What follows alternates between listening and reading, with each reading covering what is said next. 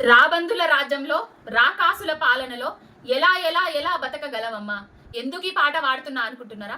గురుకుల విద్యార్థులకు పురుగులన్నం పెట్టే ప్రభుత్వంలా ఈ పాట కాకపోతే ఏ పాట వాడాలే?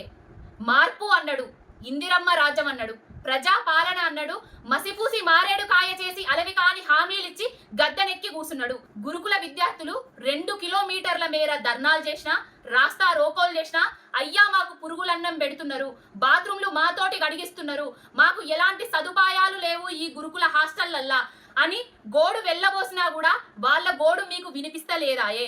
ఏ మంత్రి రాకపాయే, ముఖ్యమంత్రి రాకపాయే, తగు చర్యలు తీసుకోకపాయే.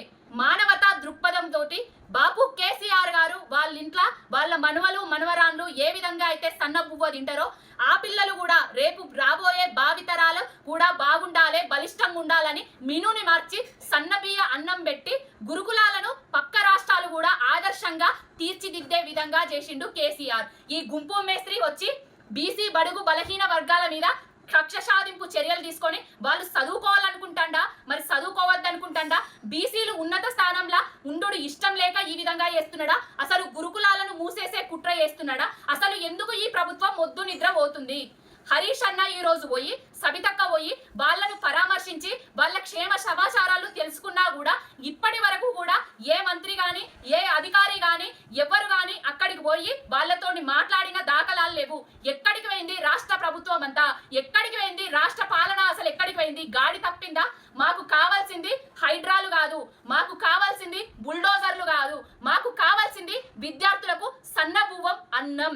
ఇంత వెట్టురా అయ్యా. గాలి మోటార్ల మీద 20 సార్ల ఢిల్లీకి పోయి వాళ్ళ చుట్టూ ప్రదక్షిణలు చేసుడు బంద్ చేసి పాలన మీద ప్రజల మీద దృష్టి సారించు. నీ హైడ్రా తోటి హైడ్రామాలు క్రియేట్ చేసి నీదేదో మార్కును చూపించుకుందామని చేస్తున్నావు. హైడ్రా చెయ్యి, దాంతో పాటుగా ప్రజలను, నిరుద్యోగులను, విద్యార్థులను, రైతన్నలను అందరినీ పట్టించుకో.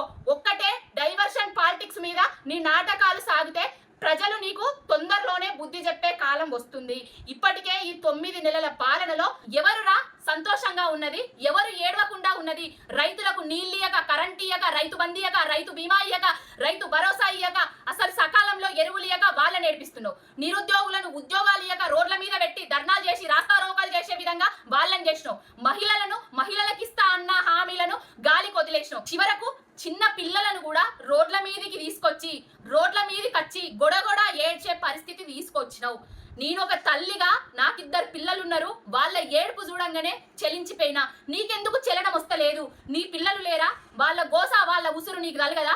ఇప్పటికైనా మారు గుంపు మేస్త్రి. ఈ హైడ్రామాలు తర్వాత ఆడుకుందాము, కూలుద్దాం, కాలుద్దాం, ఇంకేదో చేద్దాం.